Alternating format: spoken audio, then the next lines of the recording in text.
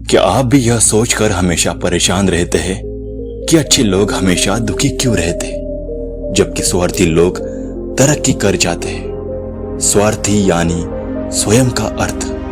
जो इंसान स्वयं का अर्थ जानना चाहता है, जो खुद को समझना चाहता है, क्या वो इंसान आपकी नजर में गलत है? हम जब भी किसी को स्वार्थी कहते हैं तो उसका मतलब तो यही होता है कि वो आदमी स्वयं का अर्थ समझना चाहता है। तो फिर वो गलत कैसे हुआ? क्या सच में अच्छा बनकर जीना ही दुख का कारण है? अगर आप भी इस सवाल से जूझ रहे हैं तो बुद्ध की यह कहानी आपकी सोच को पूरी तरह बदल सकती है। हम अक्सर सुनते हैं कि अच्छाई का अंत हमेशा अच्छा होता है, लेकिन फिर भी हम अपने आसपास देखते हैं कि जो लोग स्वभाव से अच्छे होते हैं, जो दूसरों की मदद करते हैं, वे ज्यादा दुखी रहते हैं। दूसरी तरफ जो लोग सिर्फ अपने बारे में सोचते हैं, वे सफल होते दिखते हैं। ऐसा क्यों? क्या यह दुनिया गलत है? क्या हम कुछ समझने में चूक कर रहे हैं? गौतम बुद्ध ने कई सालों पहले अपने शिष्यों को एक रहस्यमयी सीख दी थी, स्वार्थ और अच्छाई में संतुलन कैसे बनाए रखें। अगर हम इसे समझेंगे तो कहीं ना कहीं हमारा मन भी बुराई की ओर झुक सकता है। आज की कहानी में हम आपको 5 गहरे रहस्य बताएंगे जिससे आप अच्छे कर्म कर पाएंगे बिना दुखी हुए। तो बिना किसी देर के चलिए इस गूढ़ सत्य को समझते हैं। एक गांव में आनंद नाम का एक युवक रहता था। उसका भरा पूरा परिवार था। उसके 2 बच्चे थे, उसकी पत्नी थी, लेकिन उसके माता पिता इस दुनिया से चल बसे थे।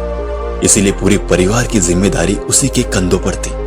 बच्चे अपनी पढ़ाई करते थे और उसकी पत्नी अपने घर गृहस्थी के कामों के साथ गाय, भैंस, बकरी इत्यादि का दूध बेचकर अपना घर चलाती थी। और आनंद पहाड़ में पत्थर तोड़ने का काम करता था।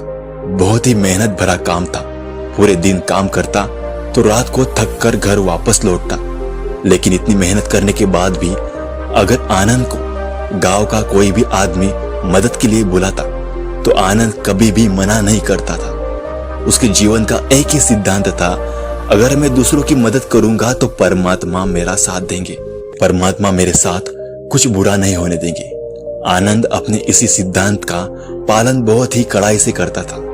वो इस सिद्धांत पर इतना विश्वास करता था कि अगर कोई बाहर का आदमी उससे मदद मांग ले तो वह अपने घर का काम भी अधूरा छोड़कर उस आदमी की मदद करने के लिए पहुंच जाता था, जिसकी वजह से उसकी पत्नी बहुत परेशान थी। वो अक्सर आनंद को समझाने की कोशिश करती थी कि सबसे पहले अपना काम, अपने परिवार को देखो।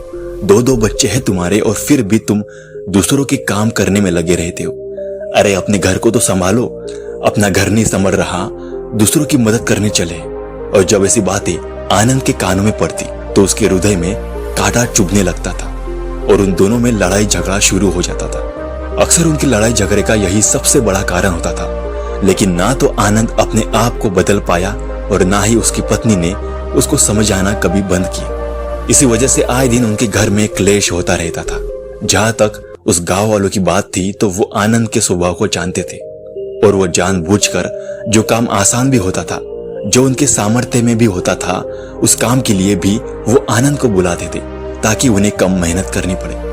कहने का अर्थ यह है कि गांव वाले आनंद की इस सृष्टि आचार का फायदा उठाते थे और सब पीछे से उसका मजाक उड़ाते थे, उसे बेवकूफ कहते थे। ऐसे में एक दिन आनंद की पत्नी बहुत ज्यादा बीमार पड़ गई। आनंद से जो कुछ भी सेवा हो सकती थी उसने वो सब अपनी पत्नी के लिए किया।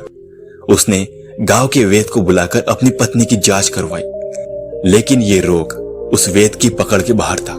इसीलिए उस वैद्य ने कहा कि तुम अपनी पत्नी को नगर में जाकर किसी बड़े वैद्य को दिखाओ तो तुम्हारी पत्नी की जान बच सकती है। जल्द से जल्द नगर पहुंचने की व्यवस्था करो, नहीं तो तुम्हारी पत्नी के प्राण संकट में आ जाएंगे। यह सुनकर आनंद के पैरों तले जमीन फिसल गई। उसने ये नहीं सोचा था कि उसकी पत्नी के प्राण संकट में है। वो सोच रहा था कि कोई साधारण सा रोग होगा जिसका इलाज हो जाएगा। लेकिन जब उसने वैद्य की यही बात सुनी तो वो घबरा गया। अब पत्नी को नगर तक कैसे लेकर जाए, क्योंकि उसके पास इतना धन नहीं था कि वह अपनी पत्नी के लिए घोड़ा गाड़ी करके उसमें अपनी पत्नी को लेटाकर नगर में ले जा सके। उसकी पत्नी की हालत बिल्कुल भी चलने की नहीं थी, इसलिए उसे नगर पहुंचाने के लिए किसी घोड़ा गाड़ी की जरूरत थी। संयोग से उसके पड़ोसी धम्मो के पास एक घोड़ा गाड़ी थी। वो अक्सर व्यापार के लिए अपनी घोड़ा गाड़ी नगर में लेकर जाया करता था। इसीलिए आनंद के मन में विचार आया कि मैं धम्मो की घोड़ा गाड़ी ले जा सकता। मैं धम्मो की इतनी मदद करता हूँ, कभी उसके काम को नहीं टालता, तो वो तो मेरे काम को कभी मना ही नहीं कर सकता। और यही सोचकर वो घोड़ा गाड़ी लेने के लिए धम्मो के पास पहुंच जाता है। लेकिन धर्मो बहुत ही चालाक इंसान था। वो बिना किराए के अपनी घोड़ा गाड़ी अपने सगे संबंधियों के लिए भी नहीं ले जाता था। तो आनंद की तो दूर की बात रही। जब आनंद ने उस घोड़ा गाड़ी के बारे में पूछा तो उसने यह कहकर उसका यह काम टाल दिया कि मेरे घोड़े बहुत ज्यादा बीमार हैं, वो शायद बच भी मुश्किल से पाएंगे।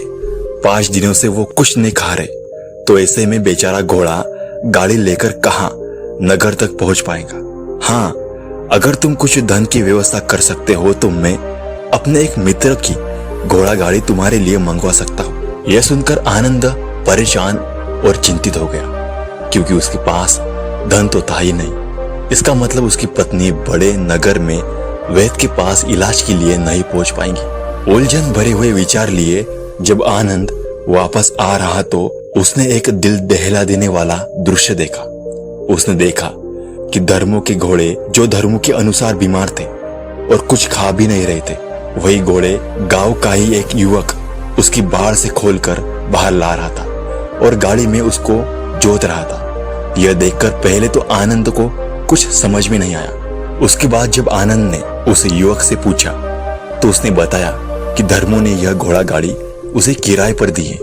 यह सुनकर आनंद का दिल टूट गया। उसने कभी सपने में भी नहीं सोचा था कि उसका सबसे अच्छा मित्र धर्मो उसके साथ ऐसा कर सकता है।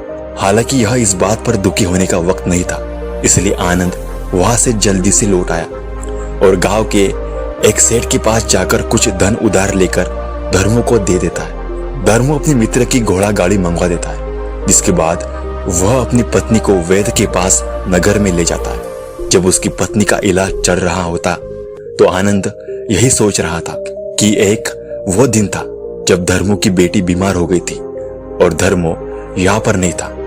तो मैं पूरी रात वैद्य जी के पास उसके लिए बैठा रहा, उसकी देखरेख की थी, उसकी सेवा की थी। इतने दिन जब तक धर्मो वहां नहीं आया था तब मैं ही उसके परिवार की देखरेख किया करता था। कैसा दुर्भाग्य है यह, जिसके लिए मैंने इतना कुछ किया, उसने एक घोड़ा गाड़ी देने से मुझे मना कर दिया, और वो भी तब जब मेरी पत्नी जिंदगी और मौत के साथ खेल रही थी। कुछ देर बाद वैद्य बाहर आकर आनंद को एक बहुत ही बुरी खबर देता है। वो आनंद को बताता है कि उसकी पत्नी को गंभीर रोग हो चुका है और इसका कोई भी इलाज नहीं है। उसके पास कुछ समय ही शेष बचा है। यह सुनकर आनंद दुखी होकर वही जमीन पर बैठ गया। उसकी पूरी दुनिया उजड़ने वाली थी और उसे कोई रास्ता नजर नहीं आ रहा था। कुछ समय बाद उसकी पत्नी चल बसी और अब दोनों बच्चों की जिम्मेदारी उसके कंधों पर आ गई थी। लेकिन यहाँ पर आनंद के सारे सिद्धांत टूट चुके थे, उसके सारे भ्रम खत्म हो चुके थे। अब उसके दिमाग में एक ही बात थी कि अच्छा कर्म करने से परमात्मा साथ नहीं देता, बल्कि जो बुरे लोग हैं वो फलते फूलते हैं, और इस बात का मैं सबसे बड़ा गवाह हूँ। यह विचार अक्सर उसके दिमाग में चलते रहते थे और इसी वजह से उसका मन धीरे धीरे संन्यास्त हो गया और दुनिया से दूर हट गया। और एक दिन ऐसा भी आया जब वह अपने बच्चों को अपने रिश्तेदारों के पास छोड़कर इस देश दुनिया को त्याग कर एक सन्यासी बनने के लिए घर से निकल पड़ा। उसने गांव में किसी को कुछ नहीं बताया। किसी को नहीं पता था कि आनंद अचानक कहाँ गायब हो गया। सन्यास की दीक्षा लेने के लिए वह एक बौद्ध भिक्षु के पास पहुंचता है। बौद्ध भिक्षु उस समय ध्यान में बैठे हुए थे। ध्यान से बाहर आने के बाद वो बड़े ध्यान से आनंद के चेहरे को देखते और उससे सन्यासी बनने का कारण पूछते। इस पर आनंद उन्हें पूरी आप बीती सुना देता है और कहता है कि हे महात्मा, इस दुनिया से मुझे कुछ भी हासिल नहीं हुआ। मेरा मन इस दुनिया से विरक्त हो चुका है। जब अपने दोस्तों ने ही मेरा साथ नहीं दिया तो इस दुनिया में रहने का क्या मतलब, और इसी वजह से मैं सन्यासी बनना चाहता हूँ। ये सुनने के बाद बौद्ध भिक्षु ने उपदेश देना शुरू किया। उन्होंने कहा कि याद रखना बेटा, जीवन से विरक्त होकर सन्यासी बनना तुम्हें परमानंद तक कभी नहीं पहुंचा सकता। तुम दुनिया से अपने मन पर एक बोझ लेकर विरक्त हुए। तुम दुनिया से परमात्मा की खोज करने के लिए विरक्त नहीं हुए हो। इस भ्रम में कभी मत रहना। तुम संसार से विरक्त हो क्योंकि संसार ने तुम्हें धोखा दिया, ऐसा तुम्हें लगता है। इसीलिए तुम परमात्मा पर कभी विश्वास नहीं कर पाओगे और ना ही उन पर अपनी पूर्ण आस्था बना पाओगे। इसीलिए सन्यासी होने का भी तुम पूरा लाभ कभी नहीं उठा पाओगे। सन्यासी होने का लाभ तब मिलता है जब हमारी प्रभु में, परमेश्वर में, परमात्मा में पूर्ण आस्था बन जाती है। मैं तुमसे पूछता हूं, क्या तुम्हारी आस्था परमात्मा में है?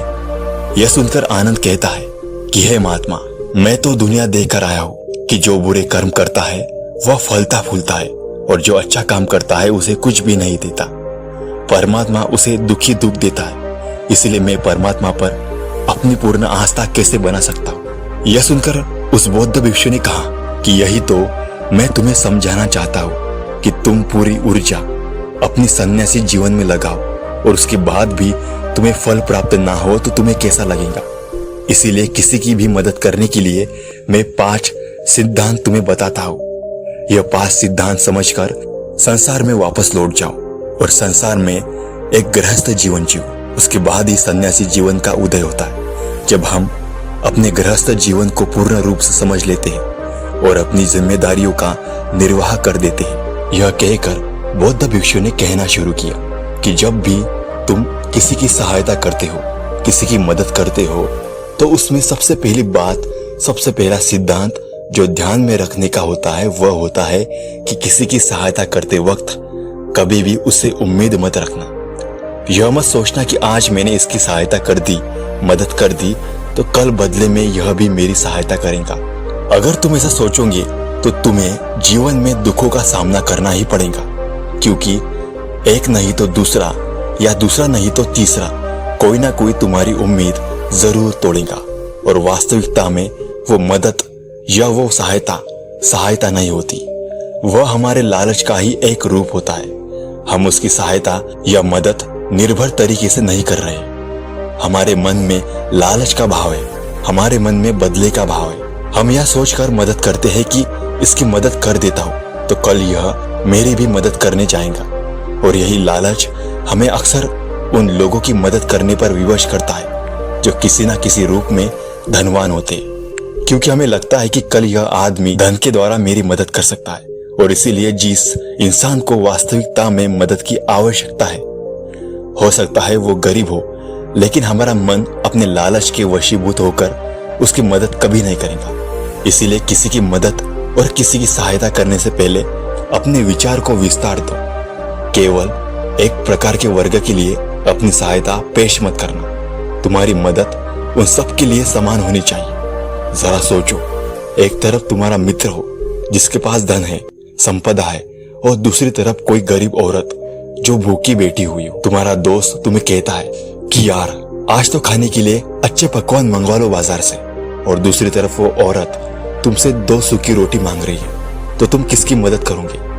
कौन मदद का हकदार सबसे पहले? सबसे पहले हमारा कर्तव्य बनता है कि उस औरत की भूख मिटाए, लेकिन अक्सर इंसान ऐसे नहीं सोचता। वह अपने दोस्त को तो खिला देगा, उसको तो बाजार से बहुत महंगी वस्तु मंगा के दे देगा, लेकिन किसी गरीब को उसकी भूख मिटाने के लिए पैसा या धन नहीं देगा। दूसरी बात जो ख्याल में रखने के लिए है वो है कि सहायता करते वक्त हमारा लालच कभी भी उसके साथ नहीं जोड़ना चाहिए। हम अक्सर जब भी किसी की मदद करते हैं तो हमारा लालच और हमारा स्वार्थ उसके साथ जुड़ा होता है, और हम अपनी भविष्य की योजना तैयार करके उस आदमी की मदद करते हैं। हम यह सोचते हैं कि अगर मैं इसका यह काम करूंगा तो भविष्य में यह आदमी मेरा वह काम पूरा कर देगा, और वो मदद बिल्कुल भी परमात्मा के द्वार को नहीं खटखटाती।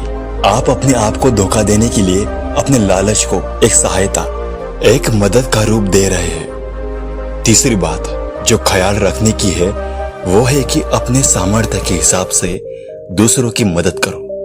कभी भी एक ग्रस्त आदमी को किसी की इतनी सहायता नहीं करनी चाहिए जिससे कि उसका परिवार और उसके बच्चे कष्ट में जीवन बिताए। सबसे पहला फर्ज हमारा होता है अपने परिवार को सुखी रखना, उनकी जरूरतें पूरी करना, और उसके बाद दूसरों की मदद करना आता है। लेकिन कुछ लोग दूसरों की मदद पहले करते हैं और अपने परिवार को मदद कम देते हैं, जिससे कि परिवार में लड़ाई झगड़े आए दिन पनपते रहते और यह सब हम समाज में देखते रहते। अगली बात जो ख्याल में रखने की जरूरत है वो है अपने कर्म, अपनी जिम्मेदारियां पहले निभानी होती है। हम अपना कर्म, अपना काम छोड़कर पहले दूसरों की मदद करने के लिए चले जाते हैं और जब दूसरा बदले में हमारी मदद नहीं करता तो हमारा दिल दुखी हो जाता है। हम सोचते हैं कि मैंने तो अपना काम छोड़कर इस आदमी की मदद की थी और वो आदमी मेरी मदद ही नहीं कर रहा, इसलिए अपना कर्म सर्वोपरि, सबसे ऊपर, क्योंकि वही काम करने के लिए इस दुनिया में हमारा जन्म हुआ है। और सबसे आखिरी में जो बात समझने की है वो ये है कि परमात्मा की मर्जी से ही सब कुछ होता है। अपने कर्मों को करते जाना, करनी धरनी तो ऊपर वाले के हाथ में, इसलिए जो कुछ भी होता है सब ऊपर वाले पर छोड़ दो। अगर तुम्हें कोई धोखा भी देता है तो यह समझ के चलो कि वह सब ऊपर वाले की करनी होती है। आप यह मान के चलो कि मैं करता नहीं हूं, मैं तो एक माध्यम हूं। करने वाला तो वो है, उसके सामने किसकी मर्जी चली। जब ये आस्था, ये विश्वास हमारे मन में पनपने लगता है तो हमारी सारी शिकायतें दूर हो जाती है, क्योंकि इस दुनिया में जो भी होता है अच्छे के लिए होता है। जो भी हो रहा है अच्छे के लिए हो रहा है और जो भी होगा अच्छा ही होगा। चाहे हमारी बुद्धि आज वर्तमान में इस सिद्धांत को ना समझ पाए, लेकिन जीवन में कभी ना कभी किसी ना किसी मोड़ पर आपको जरूर ये एहसास होगा कि जो हुआ था वो अच्छे के लिए हुआ था। इसलिए सारी शिकायतें दूर कर दो और बस अपना कर्म करते जाओ। अपने ग्रस्त जीवन को पूर्ण रूप से जी लो और उसके बाद ही सन्यासी जीवन की नींव होती है।